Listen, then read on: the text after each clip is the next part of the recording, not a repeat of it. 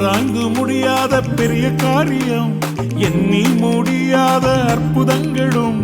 ஆராய்ந்து முடியாத பெரிய காரியம், எண்ணி முடியாத அற்புதங்களும் நிறைவேறும் காலம்